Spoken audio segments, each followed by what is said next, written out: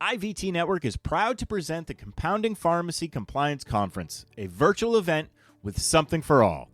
Compounders continue to face extreme scrutiny while navigating an evolving regulatory landscape, changing roles and responsibilities of drug compounders, as well as the continued impacts of the COVID-19 pandemic.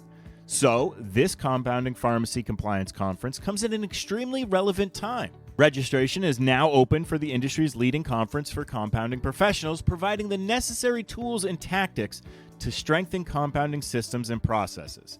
Attendees of this acclaimed virtual event will take part in 2 days of live sessions featuring interactive content, packed with key insights on the evolving regulatory landscape, gaps in FDA guidance, and opportunities for clarity, techniques, and best practices to ensure accuracy and sterility in drug compounding. There will be actionable procedures and tools to embrace organizational change and efficiency resources and the role of automation in the future of drug compounding. Plus, pharmacists can earn up to 11 ACPE credits.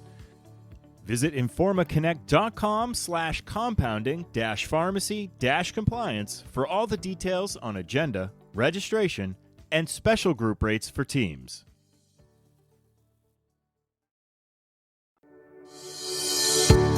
This is Voices in Validation, brought to you by IVT Network. IVT Network is your expert source for life science regulatory knowledge. Voices in Validation brings you the best in validation and compliance topics. We interview industry experts from pharma, biotech, med devices, and laboratories. Here is the host of Voices in Validation, Stacey. Thank you, and welcome to another episode of Voices in Validation, brought to you by the IVT Network. Today, we have assembled an expert panel to provide a robust discussion on combination product development. Facilitating that discussion will be our moderator, Roberta Goode. Thank you for being with us, Roberta. My pleasure, Stacey. Thank you for having me. Of course. We also have a highly esteemed panel of guests, including Becky Leibowitz from Janssen, Kurt Moyer from Pine Lake Laboratories, and Alan Golden from Design Quality Consultants. So welcome to all of you. It's great to have you all here. Roberta, I'm going to hand things over to you to kick us off. Well, thanks, Stacey. Welcome, panelists. It's a pleasure to be with you all this morning. So, as we know, combination products, it just seems, are everywhere. So many device and pharmaceutical manufacturers have begun looking at opportunities to further provide product in the combination arena to the market. And as more and more manufacturers enter this market, we're continuously questioning these unique strategies that are necessary for development of a product across multiple disciplines. We've got multiple disciplines in terms of the teams that are involved, regulatory affairs, manufacturing, design, and also among suppliers and how the good manufacturing practices should be applied across these multiple types of products. So staying up to date with all of that, monitoring the emerging global regulatory requirements, all of this times two for combination products it can be really daunting, right? So today we've invited an expert panel, as Stacey said, of industry professionals to join us to discuss, the key concepts specifically related to drug device combination products. So we're going to focus our attention there this morning for our talk. We want to talk about best practices for adoption of 21 CFR Part 4 for combination products and the global regulatory variances and some of the really practical things to keep in mind as we approach a combination product opportunity. So to kick us off, let's start by defining combination products and giving some examples, because some of these examples might surprise our audience, right? So Becky, can you start us off and define combination products and give us an example of combination products that are regulated as pharmaceuticals? Sure. So first, I want to clarify that what we're talking about here today are not about two or more drugs that are put together. So those are referred to as combination therapies or fixed dose combinations. So when we're talking about combination products, we're referring to products with 2 or more constituents or parts that are different types of regulated products. So for example, a biologic combined with a drug, a biologic or drug with a medical device, or all 3 together. Okay, so combination products are either regulated as a pharmaceutical or as a device, depending on which constituent provides the most important therapeutic action. It's also called the primary or principal mode of action, PMOA. So it's that PMOA that determines the regulatory pathway that the product needs to follow to get approval by health authorities. Some examples of combination products that are regulated as a pharmaceutical include pre-filled pens for delivering epinephrine or insulin. You see these a lot in TV commercials and magazine ads, or meter dose inhalers for delivering asthma medication. And these examples that I just gave, these are called single entity combination products because the drug and the device are physically combined. But there are also other kinds of combination products. There's some called co-packaged or kitted combination products where the drug and the device are separate, but they're sold together. And these you might see in a drugstore like cough medicine that comes with a dosing cup, or a tube of antifungal medicine that comes with a cardboard or plastic applicator. And there is also a third type of combination product called cross-labeled combination products. And these are where the drug and the device are completely sold separately, but the label of the drug instructs the doctor to use a particular device or vice versa. Wow, it's a lot more than meets the eye, isn't it? Yes.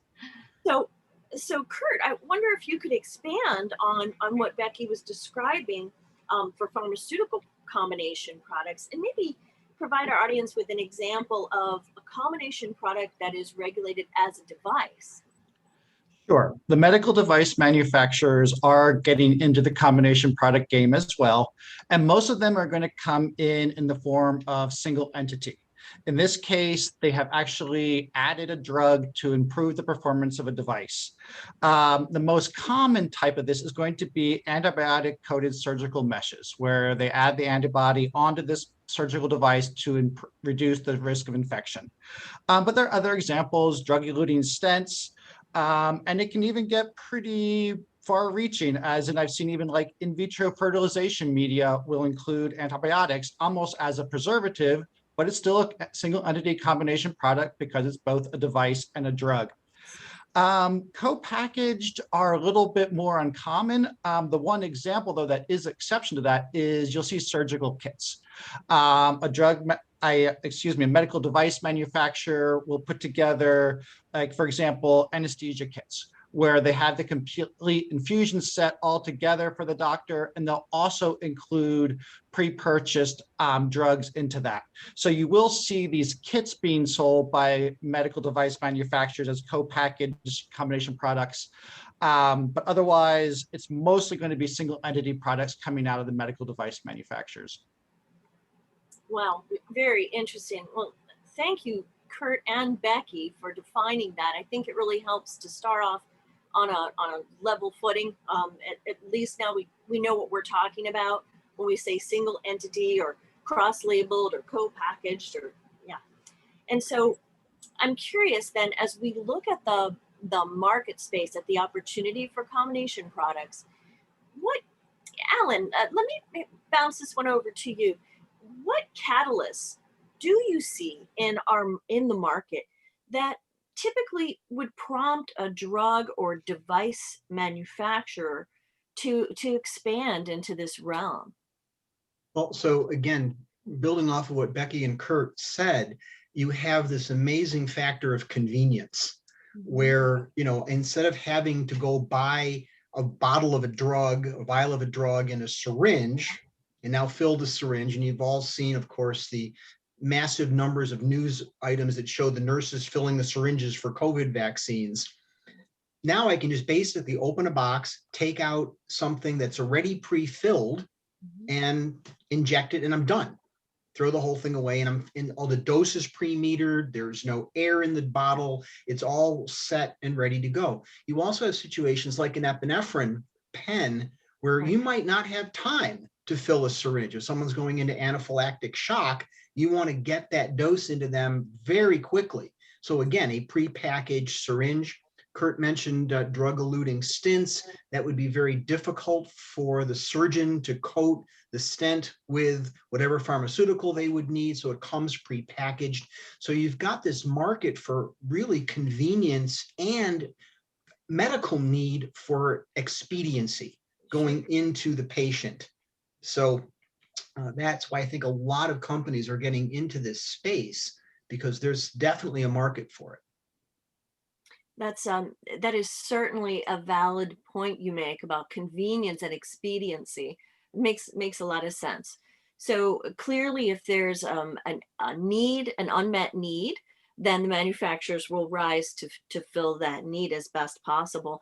And as they do so, so for our audience who are in the manufacturing realm, I imagine, well, let's start with the regulation, because frankly, that's always been kind of the black box part of the equation for most manufacturing, at least the technical folks, the engineers, how to, really work within in a strategic and an appropriate and a safe manner, the regulatory elements. So in 2013, for example, we know that the FDA at that point defined the current good manufacturing practice and post-market safety reporting requirements for combination products specifically, and that's covered in 21 CFR Part 4, as I alluded to previously. So as we're looking at Part 4, Kurt, from your experience, I imagine you've seen a lot of things come through the lab, right? And I'm curious, what kind of watch outs, based on your experience, should our audience keep in mind? Let's say specifically, I'll ask you about device companies, Kurt. What about a device company that's considering entering the market with a drug device combination product? What are some of the things they need to be aware of? Okay, the simplest way to approach this problem is to remember what this company is actually going to be doing. They're going to be combining an active pharmaceutical product, active pharmaceutical ingredient with a medical device. The key word there for a medical device, remember, is active. Drugs are not chemically inert. They come with their own unique set of chemical properties and reactivities that may allow them or not to be compatible with your medical device. So this company needs to really be ready that despite the fact that this is a well-characterized drug that has been on the market for many, many years, this combining process will change things. The literature will be full of how this drug behaves, how it degrades, but the key is to remember those studies were probably done on the API or a finished drug product like a solid pill or a parenteral formulation. Once you put this drug embedded into a polymer, everything is different. The environment for the chemical reactions is different. You have the possibility for new degradation pathways or for it to actually even react with the polymer. And even more important in this process is, generally speaking, the final step of medical device sterilization is much more aggressive than a drug is normally exposed to. Ethylene oxide, for example, very commonly used to sterilize medical products, will degrade drugs. Now, that doesn't mean you cannot use ethylene oxide sterilization on your combination product. The team just needs to be prepared for the fact that you may be changing your drug. Degradation products need to be identified. They need to be characterized. They're not necessarily a showstopper. It may not necessarily lead to a drop in efficacy, and it may not necessarily be toxic, but the team does need to evaluate this. You cannot have an unknown new product in a combination product being exposed to a patient where you do not fully understand your degradation profile. So that's probably often one of the biggest shocks to medical device manufacturers. And I understand why. These are old drugs, and it's very surprising to be getting new reactions from them, but they will happen. They're not showstoppers, but you do need to be responsible for them. Similarly, these medical device manufacturers need to remember that even if the drug is enhancing the performance of the device, you are still dosing a patient with it. The patient will experience the drug, and they need to be prepared for this. You need to have dosing instructions. You need to have set specifications. You need to have the proper quality control program in place, and you need to have a complete analytical testing program in place so that you can test your final product to release it similar to what was done for a drug product to ensure the safety and quality of that drug, even on a well-characterized and understood device. Wow, that was an excellent, thorough answer. Thank you, Kurt. And speaking of analytical evaluations, I know that that's an area of expertise for you in particular, and we'll be coming back to you with some follow-up questions in that arena in a few moments during our talk this morning. But at this point, I'd like to bounce over to Alan.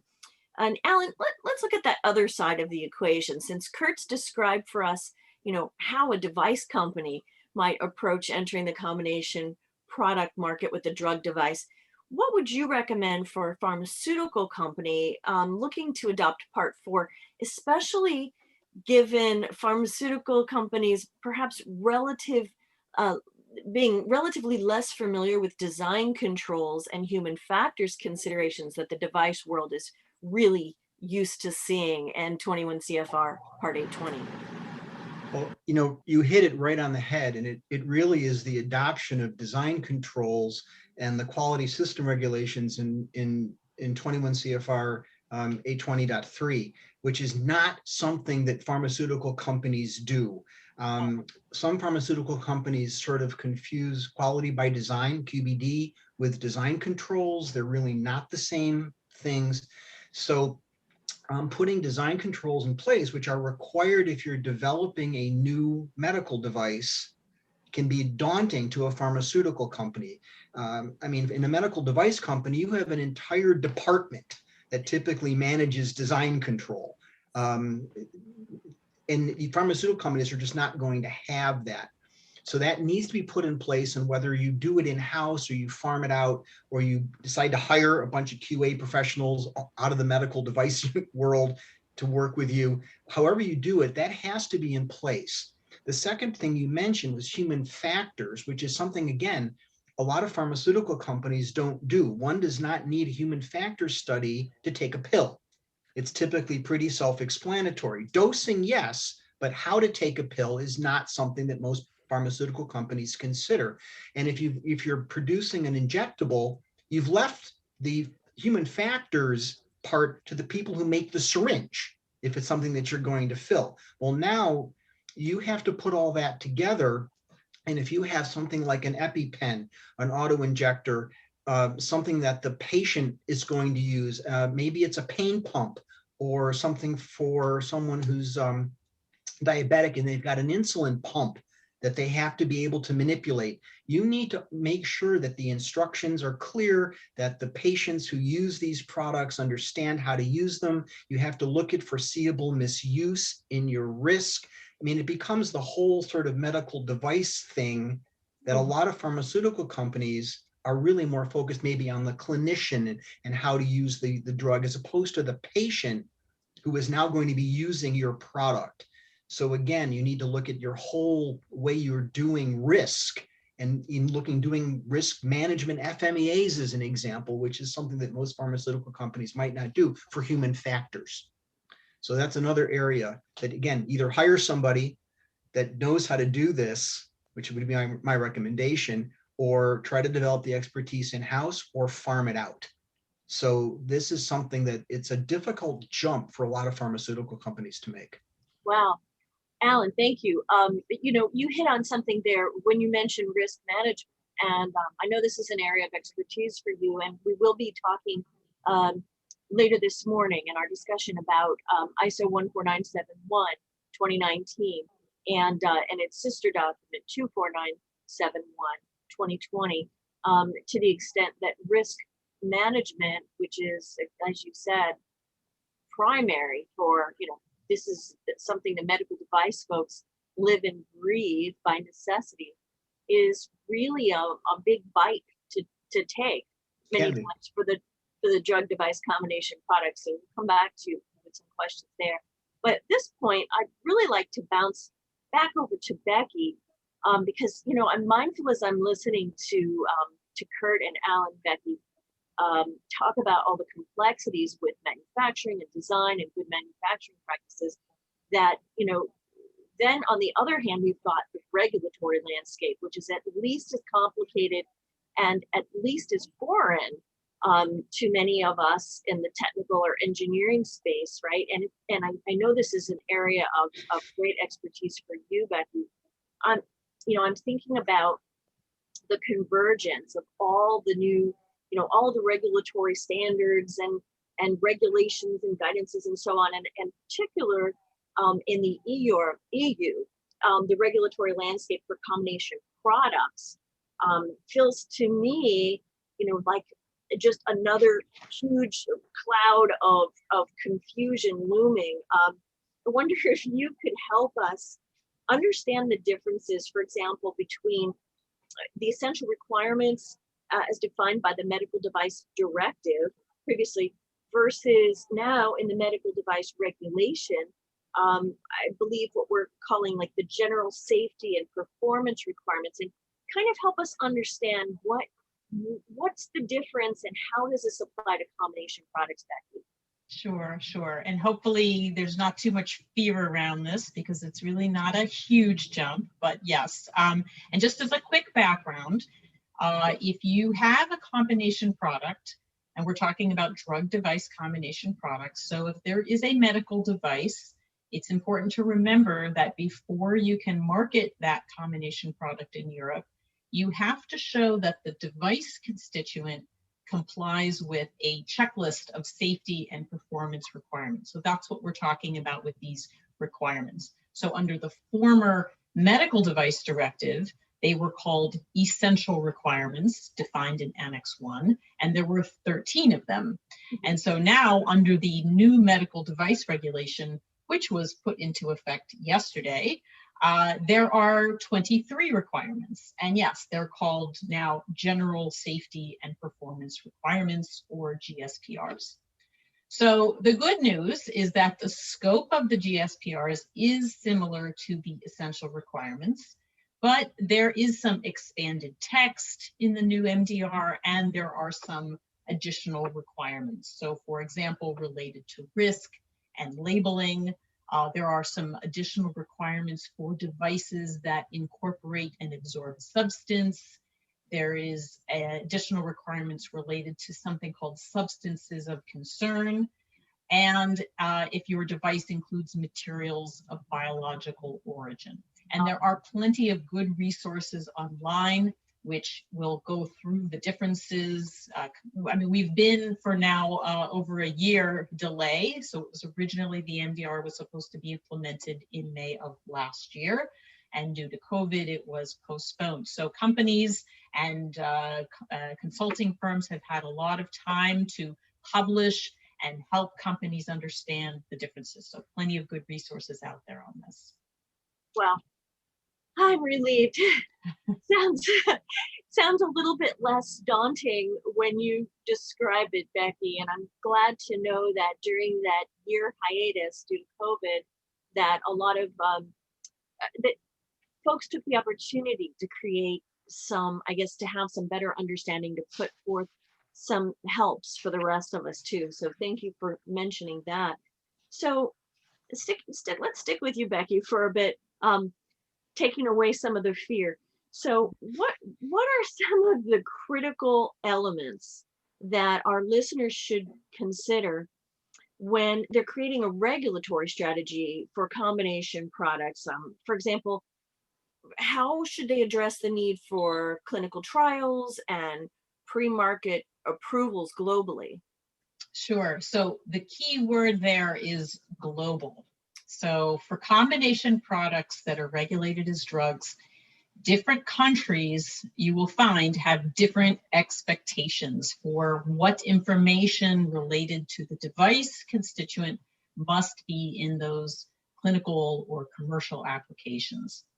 I find that the most robust regulatory strategy for a combination product takes into account all those expectations by the country in which the clinical study will be conducted or in which the product will be marketed. So for example, if you are filing a clinical trial application in Belgium, you're going to want to work with your local health authority, your regional team, and understand what are some specific requirements from Belgium. If you're going to market your product in Germany, understand what are the local expectations from Germany. So it's very important to consult with your regional team, or if you're working with a CRO, have their regional team understand exactly what does each health authority require. And I would recommend having these conversations as early as possible, because you don't want to be surprised when you're about to submit and you find out, oh, I needed this much more stability data, or oh, I needed certain more data that would take weeks to generate. And if there's anything that you're not sure of that your regional team comes up with, schedule some pre-submission meetings with those health authorities as soon as possible if anything isn't clear. Now, specific for our integral drug device combination products, and in Europe, these are called integral DDCs. If your product's device constituent is not CE marked, then what's new in the MDR that differs from the old medical device directive is that you will need a separate technical dossier. You'll have to prepare a separate dossier and submit that dossier to what's known as a notified body. So what the notified body does is they review your GSPR checklist and they issue you an opinion about the conformance of that device to the GSPRs. And then you have to include that opinion in your European marketing application that goes in for the drug. So identifying which notified body you want to use and working with them to align on what data would be needed in that technical dossier, it's also critical to do as early as possible. Wow. And Becky, is that process you just described where, you know, you've got the checklist and then that separate technical dossier for the device has to be prepared and presented to the notified body and then included, as you say, with the pharmaceutical application overall? Is that true regardless of whether the device or the drug is recognized as the primary mechanism of action? Is that true in all cases? So what I'm referring to are integral drug device combinations that are regulated as drugs. As drugs. Okay. So we're talking about a marketing authorization application, an MAA, that would be submitted for the drug. That needs the notified body opinion about the device part included. Mm-hmm. Thank you for clarifying that for me and possibly for any of our listeners. Also, I noticed two acronyms. Our industry is pretty acronym heavy, isn't it? I think the only industry that is more acronym heavy, they say, is the software industry, but I'm not sure about that. Just for any of our listeners who may be new to the realm, CRO, Clinical Research Organization. Mm-hmm. Yes. And Kurt, you mentioned API, active pharmaceutical ingredient. Yes? Correct. Okay, just to be sure that everyone's with us. Thank you. Thank you again, Becky, for those great explanations. You know, we've been talking about 21 CFR Part 4 now quite a bit this morning, coming back to the US side from the EU side now. And Alan, you know, I'm wondering, from your experience with manufacturing and suppliers and the facilities that put these things together, which of the Part 4 responsibilities applies to specific manufacturers? Which part applies to the suppliers of those manufacturers? And how do the GMP, good manufacturing practices, and quality management system compliance elements, how should those be coordinated among all these different factions, Alan? It's sort of like juggling 15 chainsaws. So if you think about it, the company that is most responsible is the one with the name on their box, right? You may be getting components from many different places, but somebody's got their name on the box, and they are the ultimate responsibility. And I think Becky will back me up on that one. So the thing is, though, the FDA expects the primary manufacturer or the person with the name on the box to be responsible for all of their vendors, their sub-vendors, their sub-sub-vendors, and it gets to the point of being very difficult to manage. So hopefully the main manufacturer, the person who's putting all this together and bringing components, I mean, nobody is completely vertically integrated, right? Everybody brings components in from other sources. So you should have a good, as an example, supplier quality group that's putting together supplier agreements and quality agreements with those vendors that lay out who's responsible for what. So as an example, if I'm putting together an auto injector and I've got a pharmaceutical and I've got a device, who's responsible if there's an issue in the field? Who does what? Who does the investigation? If you're a pharmaceutical manufacturer and you have farmed out the manufacturer of the device to another company, you are still responsible to ensure that that company is following design controls when they manufacture or design that device, because your sub-manufacturers are open to audit. If the FDA comes into your site and realizes there's an issue with a supplier, that supplier can be audited also. So again, having really strong quality agreements and really strong supplier agreements are, I think, the key to managing what can really, like I said, be juggling chainsaws with different vendors. The other thing I would highly recommend, if anyone is listening to this, if possible, do not go with single source vendors. It can be a terrible situation if you are relying on a single vendor to give you a product and they go out of business or they get purchased by another company who no longer wants to deal with you. I've been through that one. That's an absolute nightmare. So again, if possible, having multiple source vendors is another way to manage this. But again, the FDA expects the person who's got their name on the label to be responsible for quality for all of their vendors, all of their suppliers, all through the chain. And again, that makes the supplier quality group, or whatever you call them, extremely important, especially the more complex the situation is.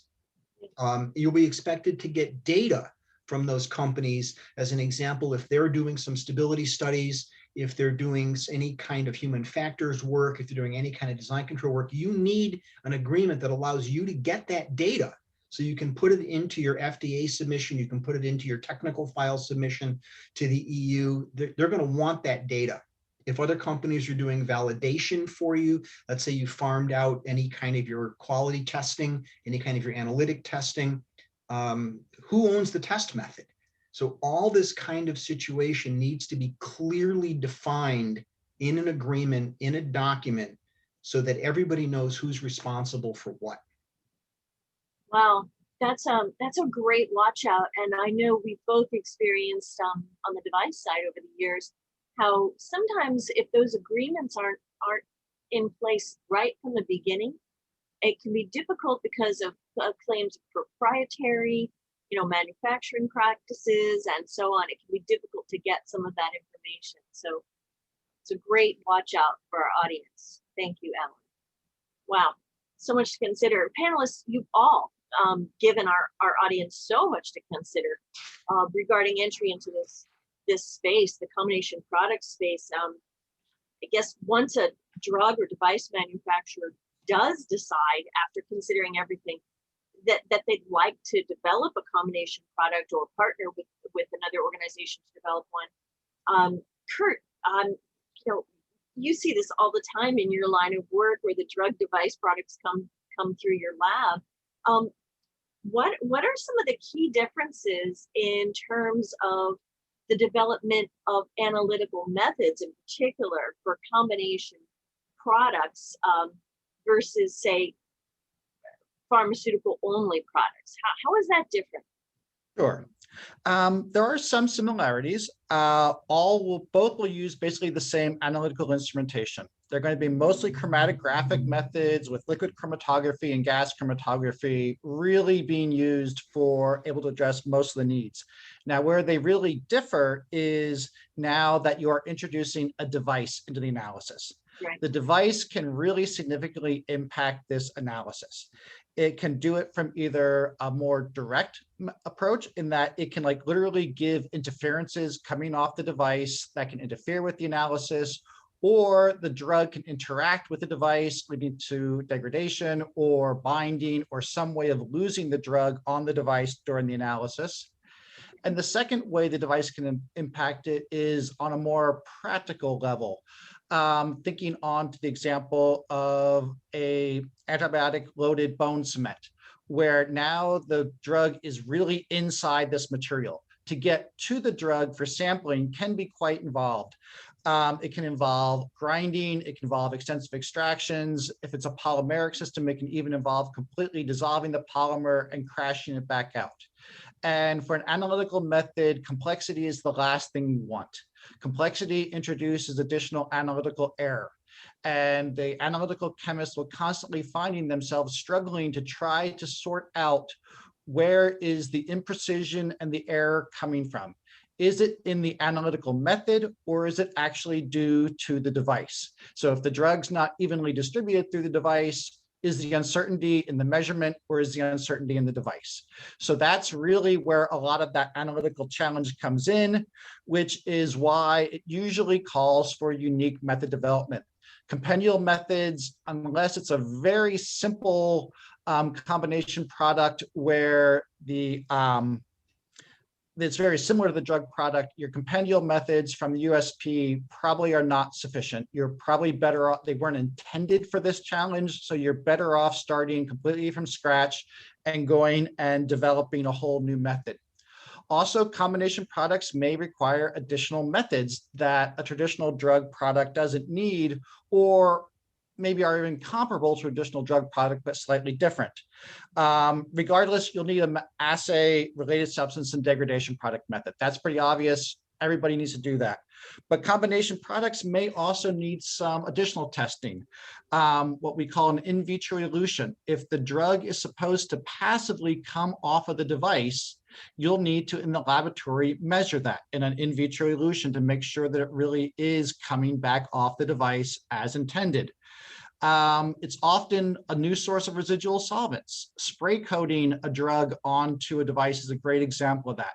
All of those solvents used in that process need to be tested for and controlled, and uniformity on the device becomes a very big issue.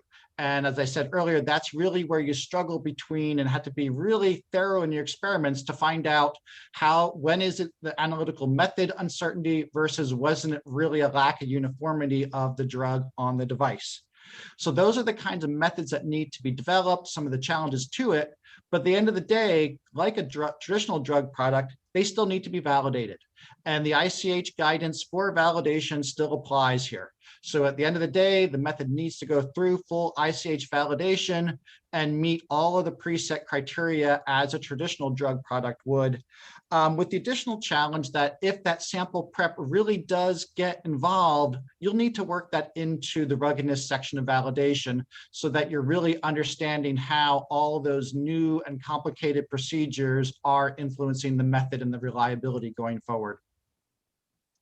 Wow, Kurt, so much to consider. You know, it reminds me of back in the, I'd say about the mid 2000s, around 2006, in the device manufacturing realm, how test method validation became all the rage. I mean, it's common sense now, of course, hindsight's 2020, but at the time, you know, we would have non-traditional, or, you know, to use a drug reference, you know, the non-compendial methods. And they weren't necessarily validated. And so I think it's very important that you emphasize that again for our audience, because many folks listening to this podcast will be from the device realm. where test method validation is more kind of it's been focused upon more recently. I think in the pharmaceutical realm through ICH, it's always been an understanding about the analytical method validation. So thank you for pointing that out. So important. Yeah. And, it brings to mind risk, right? When we're looking at products for, for humans, for patients, obviously we're always concerned about the risk of any harm, quality and safety and efficacy of the product, but also of the methods that we're using. What are the risks? What are, with our manufacturing as well, our testing, our manufacturing, our product. And, Alan, recently, just as I said, in 2020, the ISO 24971, which talks about how the ISO 14971 from 2019, the risk management standard, as you know, should be implemented. These are fairly recent and really different revisions of the risk management standards from their predecessors, as you well know. And I know this is an area of some expertise for you, Alan. So I wondered if you could talk to, on the device side, the 14971, and on the drug side, the Q9, quality risk management guidance. These are the foundation of so much decision-making in commercializing medical devices and then pharmaceuticals respectively. So what have you seen, Alan, in terms of best practices for the application of risk management specifically to combination products? So, risk is the basis of everything we do in the industry, right? We should not be making any decisions until we understand the risk of those decisions. And the FDA and notified bodies and other regulatory agencies, I'm sure Becky will agree, are looking to those risk decisions to decide if our products are safe and effective, et cetera, et cetera. So a bottom line is, from a risk perspective, risk in the pharmaceutical industry is not different than risk in the medical device industry, right? What you're trying to do is mitigate the probability of harm. And who's that harm to? It's to your patient. It may be to an operator. But the idea is to lower the risk, whether you do it through testing, whether you do it through design. In some way, you lower that risk to the point where it's acceptable to the public. And every firm will have a level of risk it's comfortable with. Again, these are things that have to be decided by the firm and approved by whatever regulatory agency is approving your products.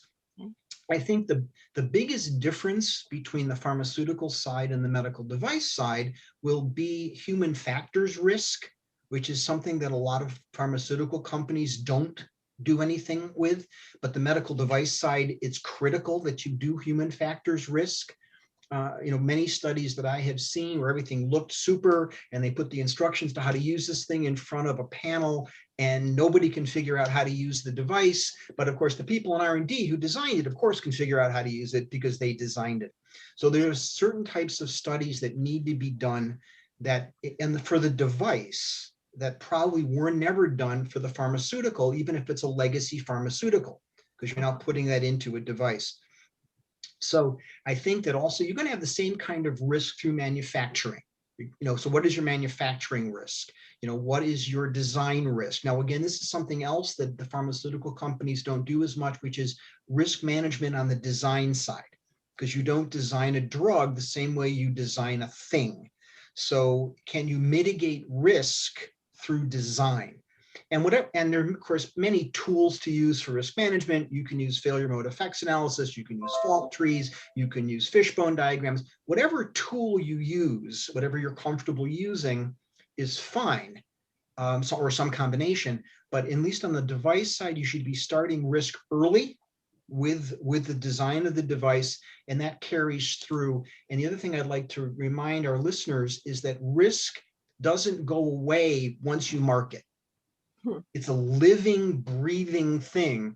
And as you learn about your product in the field, which you will do, you need to be constantly looking at that risk analysis and ask the question, can I continue to mitigate or lower that risk?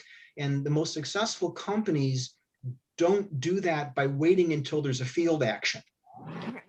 right? They're doing it constantly, looking at customer input, looking at field data, and going, wow, we can make this better proactively. And for those of us who've lived through warning letters or recalls, Yeah. It's a nightmare none of us want to live through. So again, risk is a living, breathing thing that never goes away. It's something that you should be looking at constantly. But except for the human factors part of it and the design risk, there isn't a lot of difference between the pharma end and the device end. So it's really applied, risk management is really meant to be applied throughout the entire life cycle of the product. Yes. Pre-market, post-market, with surveillance and feedback, and feedback to design, manufacturing, and more.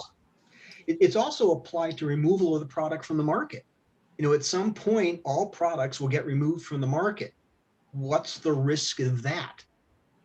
So again, it's the whole life cycle. You're right, Roberta. It goes from inception all the way through the end of the life cycle of the product.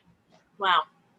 That's really interesting. And when you talked about, this feedback, post-market feedback, for example, feeding back into design, it reminds me of design verification, of course, which we address initially pre-market, but of course may readdress if a design change is implemented in response to a risk post-market.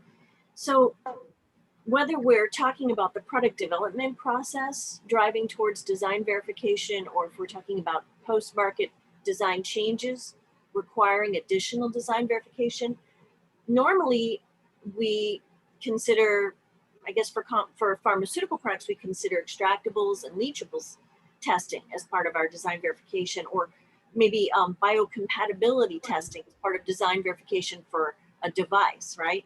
Among other things. So how should we determine if we have a drug device combination product, how should we determine which tests are applicable for design verification? And Kurt, I'm going to bounce this one over to you. Okay. So for extractable and leachable testing, there are two sets of guidances out there. One set for pharmaceutical container closure systems and one set for medical devices.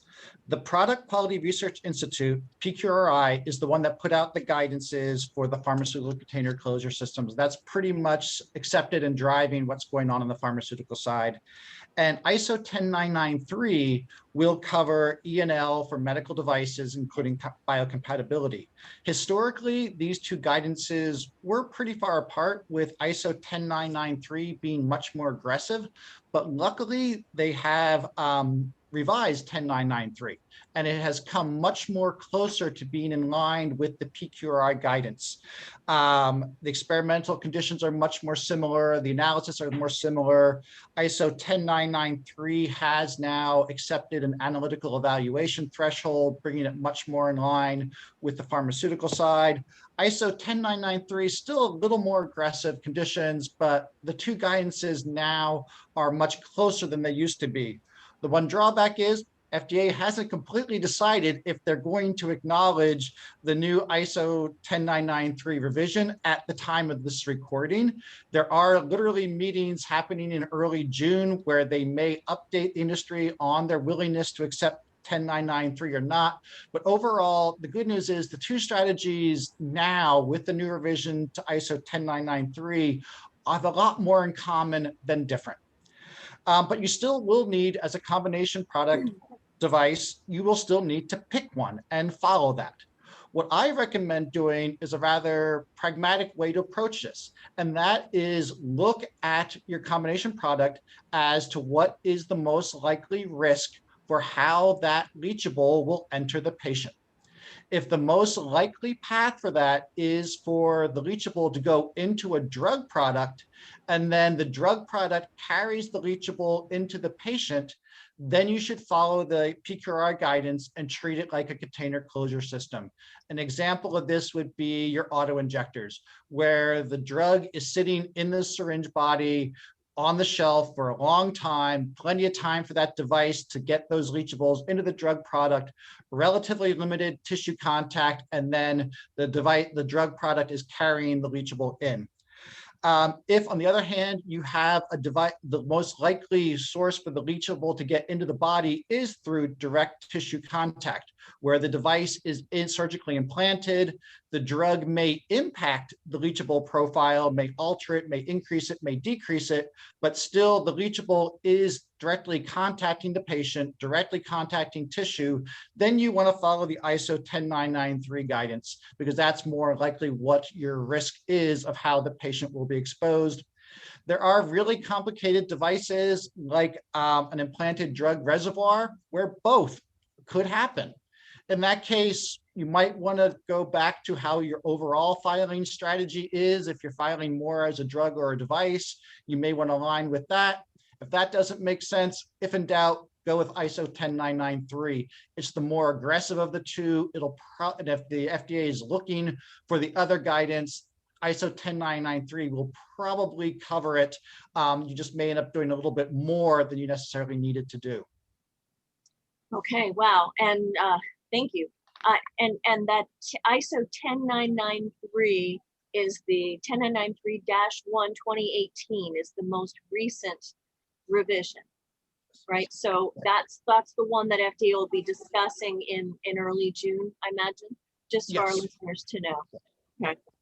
Very good. And yeah, it does, you're right, it does represent a big change from the previous revision of the 10993. I'm glad to know it's more harmonized now with the pharmaceutical side. So that will simplify things quite a bit. I'm glad to hear that. So we'll keep our eye on what happens with FDA in June. So Kurt, let's build on your knowledge in this area, since we're on this topic and you're an expert, obviously. So I'm curious now about the transfer of, say, co-packaged or kitted combination products. When we're talking about a medical device that is typically transferred to a drug manufacturing plant or vice versa, how do we decide whether the device goes to the pharmaceutical manufacturer or the pharmaceutical goes to the device manufacturer for kitted products? For the kitted projects I've seen is mostly the medical device side that is initiating this. They're seeing the value to the surgeons and the doctors to having everything all together for their convenience. So it tends to be, from a practical side, I would say it looks like the medical device sides are seeing the value of doing this.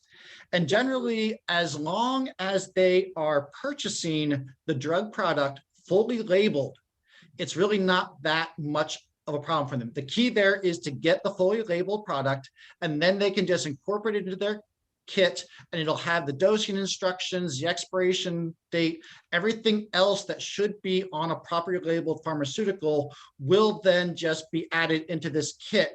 And if the medical device manufacturer does that, boy, does that make their life easier, because now they can just take the pharmaceutical company's knowledge on that product, incorporate it.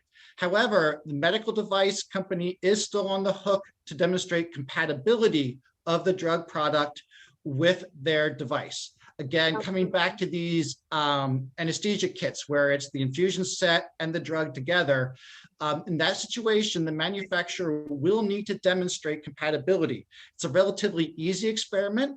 It's not full. It needs to demonstrate the drug is stable, and it needs to demonstrate no leachables. Now, they're not as extensive. All you need to do in this case is demonstrate drug stability over the time of intended use.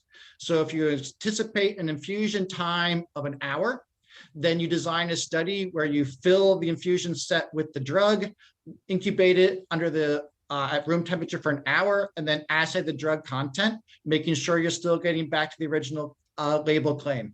As long as you do, you demonstrate compatibility. Similar with leachables, you want to do the same experiment, fill the infusion set with the drug, let it sit for a while for the intended time period of use, and then evaluate for leachables, again, testing to the same analytical evaluation threshold that you would have done for the drug in the container closure system. But it is a requirement of these co-packaged combination products to demonstrate compatibility between the device and the drug if they're going to be marketed together. Okay, wow. So, you've made me, you're talking about container closure integrity testing, and you're talking about how to look at, interactions between the pharmaceutical elements and the device elements. And, you know, if we focus on packaging for a moment, it's not necessarily the case that we're dealing with sterile barriers, but in cases where we are, because this is obviously, you know, coming back to risk, for example, sterile barrier integrity and the potential for breach of that sterile barrier is a prominent risk that we have to always consider. So now that we're talking, if we talk a bit about packaging, you know, I'm thinking about where you have combination products that are kind of multi-layer sterile barrier systems, like let's say you have a foil pouch, and inside of the foil pouch you have a pre-filled syringe, for example, right? So the inside of the pouch, or the pouch itself, will be a sterile barrier, but then the syringe, you know, in the inside of the syringe could also be you know, a sterile barrier. And so in a case like that, you know, I guess you'd have to validate the foil pouch in compliance with ISO 11607, and then maybe you look at the syringe with regard to the ICH, right? But in cases where you have sterile barrier integrity in question, I think that'll also be complicated, or at least have to be looked at in terms of both pieces. If it's a dual barrier, for example, the example I just gave is considered a dual sterile barrier. Sometimes it'll be the primary barrier, sterile barrier will be either one or the other. So I guess this is all, this is another area where I just like to draw our audience's attention to risk and the mitigation of risk prospectively. And so if we stick with packaging for just a moment more, Alan, I'm curious to hear from you on this. You've got a lot of experience with the packaging element. What are some of the unique considerations in, say, stability and shelf life assessment, you know, for expiration dating when it comes to combination products in particular? Well, so, you know, kind of piggybacking off what Kurt said a little bit earlier, I mean, you may have a pharmaceutical that's been on the market for a while. It's gone through all kinds of stability testing. There's a stability profile for it. There's a storage profile for it. And now you're going to put that pharmaceutical into a very different environment, not only from a packaging perspective, because it may be in an auto injector or a pre-filled syringe as opposed to a glass vial, but Right. You're looking at storage changes also. You know, a lot of combination products, I'm talking about things like EpiPens and pre-filled syringes are designed to store at room temperature because they're sitting on a shelf in someone's home, in the medicine cabinet, as an example, Right. which is not exactly a controlled environment. So the device company or the pharmaceutical company, whoever is doing the packaging, needs to do additional stability studies to show that their drug product packaged the way it's going to be sold, stored the way it's going to be sold, shipped the way it's going to be shipped, and this goes on, right? Will still maintain safety, efficacy, the correct concentrations of API, the correct levels of leachables that are not changing based on storage. And again, if you think about a combination product like an EpiPen that may sit on the shelf at Walgreens, you know, for 6 months, Right. before someone buys it, and then there's an expiration date on it, of course, but there are additional studies that need to be completed to make sure that your new packaging maintains the stability, the sterile barriers, the level of safety and efficacy that are required for the API, so that you're getting the right dosage and you're not getting something toxic. And there's, again, a lot of times, this is an older drug that used to be stored frozen or stored in cold in glass vials with a rubber septum, is now in a fully plastic syringe, maybe with or without a rubber plunger septum, but it's at room temperature. So those are the kind of things that you need to consider. Drug-eluting stents, transdermal patches, anything like that. You know, think about a Nicoderm patch, right? That's a transdermal patch. It's stored at room temperature because, again, most over-the-counter pharmaceuticals or EpiPens, which is not over-the-counter, but again, are designed to store very differently than a lot of pharmaceuticals are designed to be stored. So It's something that has to be considered when you do your stability studies, even for shipping. You know, how you're doing your temperature extreme studies. Those kinds of things need to be taken into account now that you've got an active pharmaceutical in your product. Wow. Yeah, it sounds like it's really a balancing act, right? Between the 11607 in the case of sterile barrier and as you say, stability and shelf life testing of the product throughout its labeled shelf life. And then of course on the pharmaceutical side with the ICH requirements and stability testing and so on. Wow. So much in there. So thinking about the container closure systems, because we were talking about this so much, and I'm wondering, how do we differentiate between, say, drug containers and closures versus delivery devices that we've been talking about? Becky, can you help us understand the difference there? Sure. The FDA has a really great definition of this on their in their CGMP guidance documents. So the FDA distinguishes drug containers and closures from those containers and closures that are devices in this way. The difference has to do with whether that article is designed to deliver the drug that it contains or merely hold the drug. So if the article holds a drug but also delivers it, then what happens is it may be subject to the device quality system requirements in addition to the drug container requirements. And a really great example of this, one that I think trips people up, where they say, oh, I didn't know that that was a combination product, are IV bags that are used to administer medication. So we think an IV bag, that's not a combination product, but it is if it is used to deliver the drug at a particular rate with a particular volume, because if that bag does not deliver the drug in the manner in which it was designed, then you may not administer the drug according to the label. So it's very important to think about that extra part. Is it delivering or is it just holding? Wow, delivering, holding. Wow, that's a great, and it's easy to understand, you know, and we can all kind of keep that as a takeaway, a practical takeaway. Love to have those for our audience coming out of our podcast. Can really understand the difference there. Thank you. So on the packaging front, I'm also thinking about labeling, right? Because now we're moving towards the outside of the container here. Unique device identification and all of its glory. Alan, how does UDI, unique device identification labeling, fit in with what we're talking about today with combination products? Sorry about that. For those of you who aren't familiar, unique device identification was something the FDA began to require several years ago for medical devices. It has to do with a device identifier and a product identifier, which is a barcode with a human readable portion, which identifies the product, the manufacturer, the date of manufacturing, the expiration dating. It's a bunch of information encoded in either a 2D barcode or a linear barcode or something on the outside packaging. How many UDIs you have depends on how the product is packaged.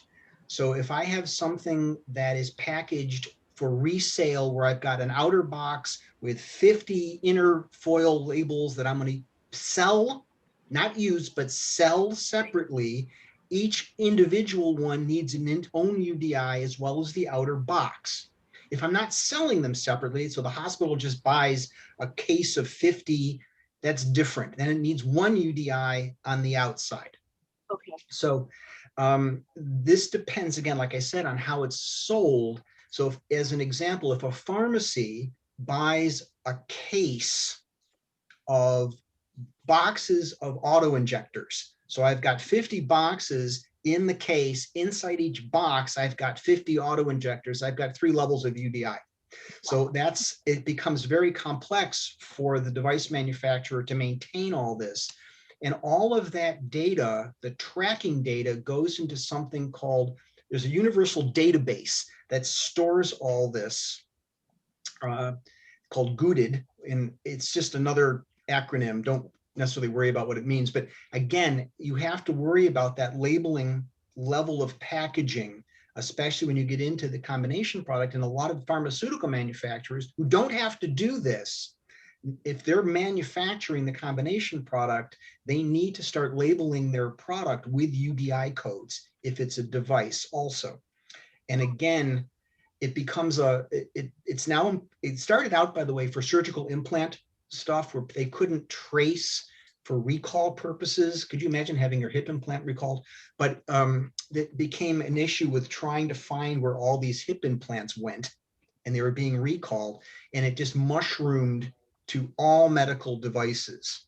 So almost all of us in the medical device industry went through a period of immense time and cost redesigning labels to put on our boxes and in our packaging. In many cases, there wasn't room. So all the labels had to be redesigned to be able to put this barcode on. So if the pharmaceutical company is packaging, they need to be aware that UDI is required for a medical device. And that's true in the United States, but also globally, is it not? Yeah, they're getting there. Not all countries at this point. Becky, you can correct me if I'm wrong, but I don't think all countries currently require UDI. But most US-based companies who market in the US, who are going to put UDI on their labels, are not going to go through the cost or the complexity of not putting UDI on some labels that are going to certain countries, because that just gets very complex. If the country doesn't use the UDI on the label, fine. If they need it, great. But I mean, I couldn't imagine a company segregating labels for one or two countries that don't want UDI. They're just going to put it on the box and call it quits.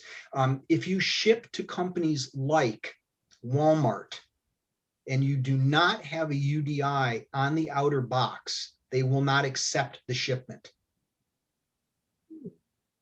They just leave it on the dock. That's it. It's your problem. So some companies are very persnickety about this kind of thing. And again, from a patient perspective, it's great because all that scan data is traceable. So if you've got a situation where you have a shipment of, let's say you've got 5 trucks going out with one or two different lots of material, and one truck gets stuck in the Arizona desert for 3 days and the product is exceeded its expiration, you don't have to recall the entire lot because you know where everything went. So there are some business advantages to UDI also. Wow, that's a really interesting perspective on it too. It's sort of the business piece and the technical piece all rolled into one. So that's a lot of good information. Okay, so let's say we're out of the Arizona desert now, and we've got our labeling and our packaging and our analytical testing and our regulatory strategy and our risk management and our post-market surveillance and everything, and our technical dossier and the notified body, and everything's good to go. And we have a commercial launch of a combination drug device product. Hooray. So now that we've launched our product, I'm wondering now, what do we need to keep in mind? Alan, let's stick with you for a moment here. When we make changes post-market to design, to manufacture, or to intended use of combination products, what about what if our suppliers make changes? So now that we've launched the product, what do we need to keep in mind about any kind of change control, either within our own manufacturing and design and intended use, or with our suppliers? So the nice thing about change control is it's pretty universal between pharma and medical devices. It's required to be done in everybody's regulations. You have to have a change control system. So this should be nothing new for either side of the equation. Good. Some of the differences, though, might be, again, from a medical device perspective, when you're looking at the impact of the change, which of course is a critical situation to do in any change control, because you might fix the problem and break 6 other things, and you really don't want to do that. You may start thinking about formatting your change control impact assessments, starting with your design control elements, which you don't necessarily have on the pharma side. So you talked about intended use or potentially intended user. This may actually require new clinicals if you decide to do that. Because again, if I'm going from something used only in the hospital to something to be used at home, I have human factors stuff I need to think about doing. Right. So as you work through the change control process, if with a combination product, change control is change control, but you may have a situation where you need to expand what you think about in an impact assessment to make sure that you're covering your design, user needs, product requirements, design specifications, design output, all these, the standard flow through design control. But even on the pharma side, again, if I'm making a change and I'm getting a better auto injector, right? I'm getting one that, either is easier to use or the needle's smaller. Micro needles are a big thing. Now we're going to get into something that doesn't stick quite as far into your skin. That's great, but I've got to start maybe redoing stability studies. Is all the material the same? If I'm changing manufacturing, putting a new fill line in, are them all the materials the same? How do I know that my stabilities are the same, that my excipients are the same, that my leachables are the same? So again, the impact assessment is key, and that extends to supplier quality. So if I have a supplier that makes a change, hopefully, again, you've got a good supplier and quality agreement with these folks, and they won't make the change until you tell them it's okay to make the change. And you're not surprised that your agreement says you've got to give us 6 months, you've got to give us a year to do the impact assessment to make sure nothing's going to blow up on you. Now, again, you will have a situation occasionally, and I've been through this, where the supplier says, sorry, we've made the change already and we forgot to tell you. And now you're in trouble. Sometimes if there's no alternative, you may have to set up a custom part with that supplier so they're making it the same way for at least a period of time, which is going to add cost, but you just can't make the change without going through the impact assessment. And that may require verification, validation, stability studies, refiling with the FDA. In many cases, the change may require pre-approval. Have a supplement to your PMA submission if that's how you've regulated your product. And you can't make the change until the FDA says, yes, you can. And that review time, as I'm sure Becky can attest to, can take, there's a 30-day, there's a 60-day, there's a 180-day, 90-day, 180-day approval. And occasionally they get extended. So these things can take some time to get through the agency. So again. And I'll add here too, for Europe, with the new MDR, if you make a change to the device constituent of your drug device combination product that's regulated as a drug, then if the change is considered substantial, you may have to get that notified body opinion again. So you'll have to go through that whole process over again of filing a technical dossier to get an opinion on that change. So that's important to consider in timelines. Right, absolutely. And of course, everyone gives you lots of time to do this, right? Management wants it done, next week. So these are things that have to be planned. And change control is really a form of project management. It's making sure that everything is in line. All your tasks that you have to do are clearly understood. You don't miss anything. Change control is a challenge to all companies, pharma, device, it doesn't matter. It's a challenge. And it can be daunting, but it has to be done. Well, and I imagine also, just to throw in there, potentially even to patent or intellectual property refiling in the event of potentially proprietary manufacturing process change or design change. So a lot to keep in mind. And I'm glad we touched a bit there. And Becky, thank you for jumping in on the regulatory side. I have a follow-up question for you, Becky. So when we're looking at post-market surveillance, now that our product's out there, it's launched, and let's say that we have an adverse event, of course, we have adverse event reporting requirements. So in the realm of combination products, what are the regulatory expectations for post-market surveillance and adverse event reporting? Sure. So let's start with the US. The FDA issued a final rule on post-marketing safety reporting for combination products back in 2016. And then they produced a companion guidance document for this rule in 2019. Okay. So I mentioned these two. They can both be found on the FDA's website. It's a good resource to review. So for combination products that are marketed under a single application, what you have to do is meet the safety reporting requirements that are associated with that type of application. So for example, you have a drug device combination product, it's regulated as a drug, so you submit an NDA. So in that case, for that product, you would follow the safety reporting requirements described in Part 314. Now, there's additional reporting requirements associated with the other constituents of that combination product. And really what you should do is consult the final rule to see which additional requirements apply to your products.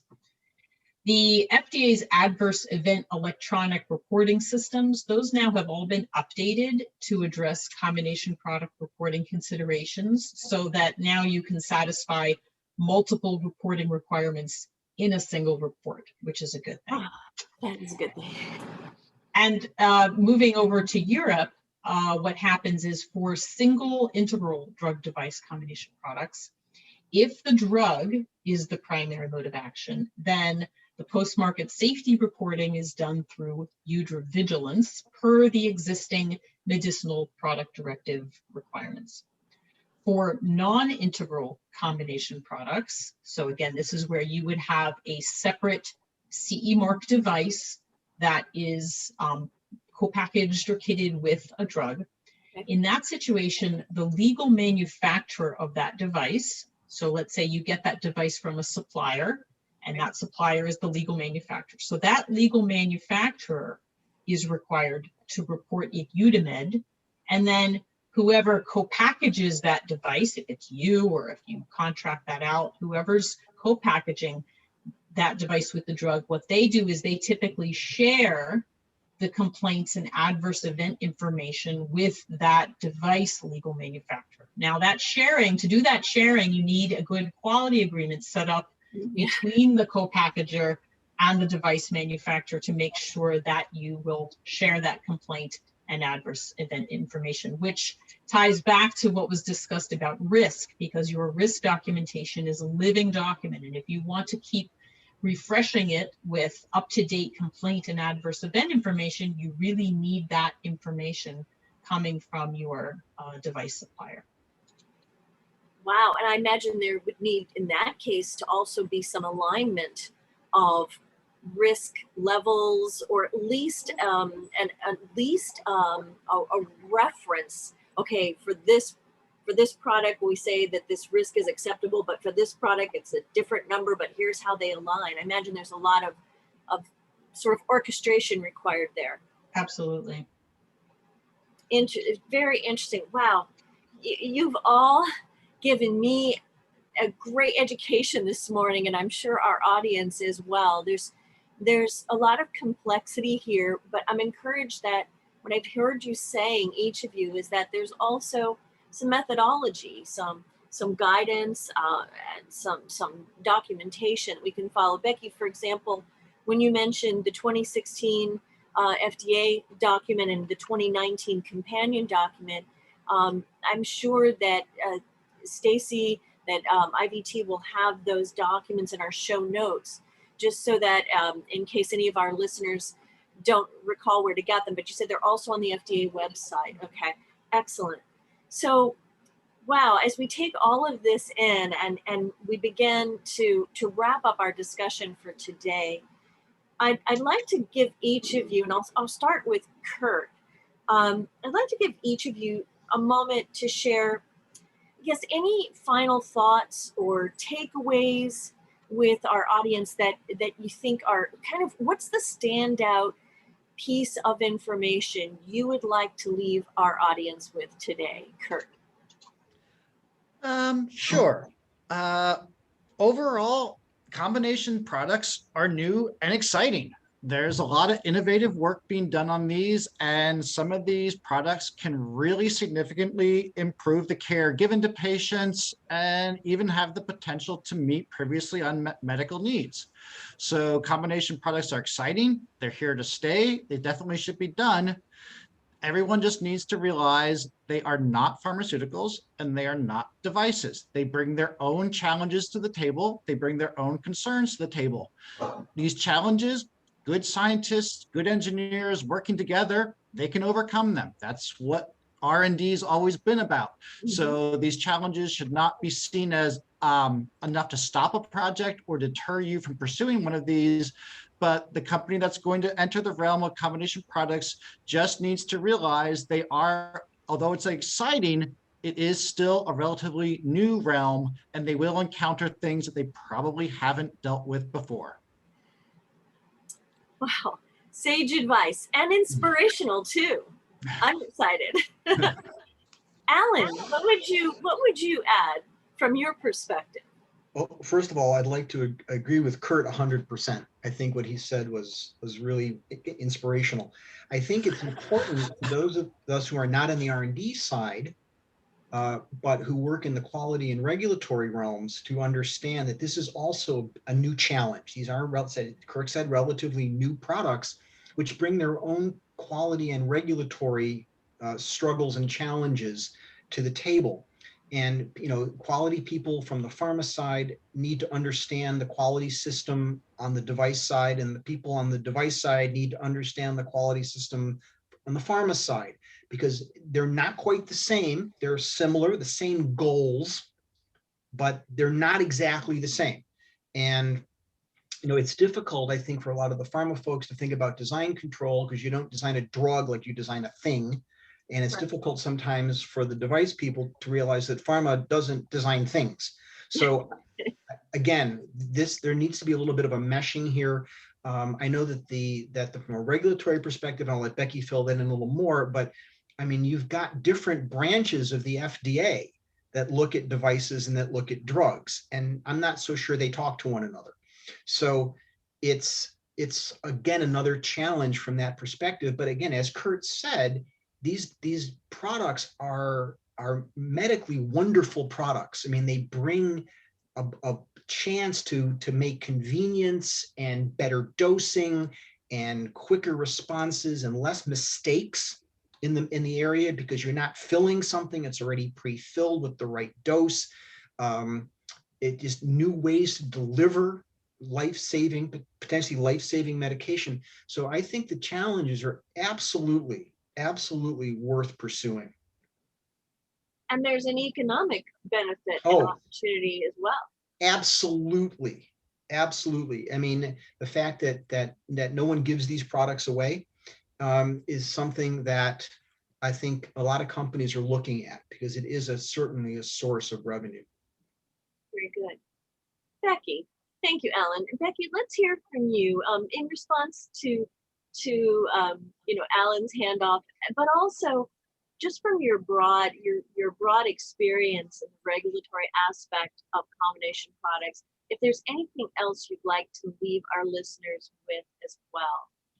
Sure. So I'll pick up on what Alan was saying about the FDA. So in the United States, we do have a very unique situation where there exists an Office of Combination Products that is striving to bring together the device center and the drug and biologic centers. And so I think sometimes take it for granted that this kind of cooperation exists in other regions.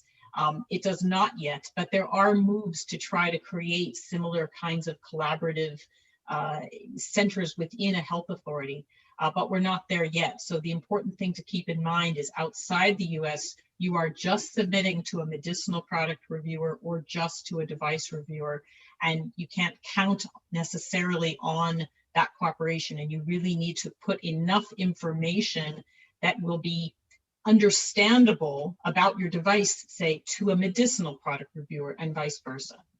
But what I'll close with is really the importance of thinking globally. There are efforts underway to try to coordinate global expectations for combination products.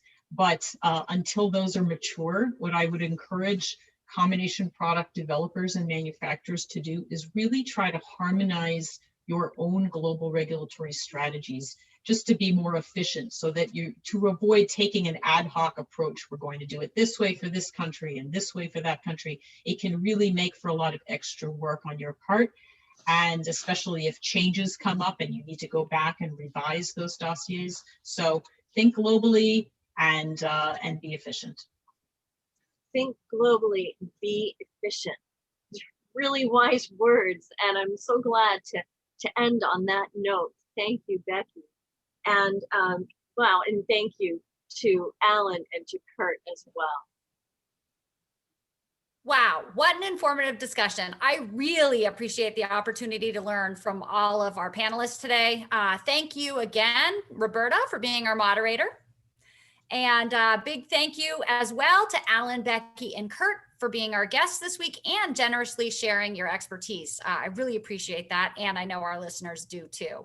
Certainly plenty of knowledge imparted from your insights and detailed explanations. I'd also like to give a big shout out to our producer, Ben Kitchen, and most importantly, a big thank you to you, our valued listeners. I'm grateful for your time each week and for your help in sharing this podcast. If you enjoyed today's episode, please remember to subscribe in your podcast player of choice and be sure to share it with your friends, colleagues, and online networks so they can enjoy it too. Plus, send us a quick note or leave an online review. We'd love to include your feedback when we're reaching out to our networks. For show notes, including links to some of the documents and guidances mentioned today, as well as additional podcast information, please visit www.ivtnetwork.com/podcast. And we'll be back again next week with another interesting discussion. Until then, make it a great week.